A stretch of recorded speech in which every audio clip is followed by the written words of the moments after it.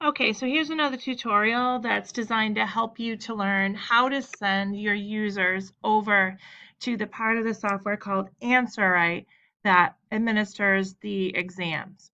So I'm going to log in as my district again. I want to just call your attention to something first. If I go to search participants, I can either add a participant old school and fill in the blanks, or I can list participants by school, which is pretty helpful, especially when someone's telling you a test is blocked or they're not sure what category they're in or whatever the case may be. Now, there's two different users that I added in to use for this tutorial. The first one is Mary Testing Today. If you take a look at her event entries, it tells you straight up which event she's currently in. And then the other participant that I added was my proctor participant, so that I can show you how to send proctors over to the software so that they are able to go ahead and log in, print out test tickets and the like. Okay, so the first thing that I'm going to do here is go to my utilities menu and drag down to AnswerRite. Again, this is the software that administers the actual exams. The first thing I'm going to do is send students. Now it will say to me, what do you want to do? A specific chapter, one test, all of the events, whichever.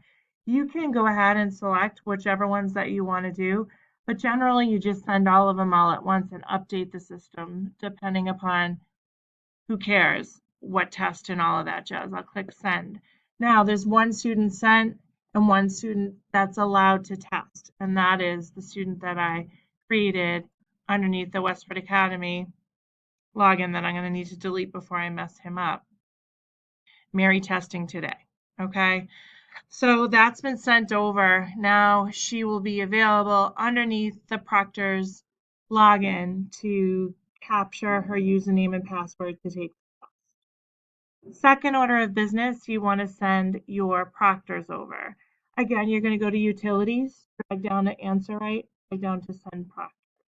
It'll ask you straight up what you want to do. Typically, the advisor is the proctor, but some chapters decide that they're going to have multiple proctors that manage, and it all depends on how you do it, how you want to do this. Okay, I'm going to click Include Registered Advisors.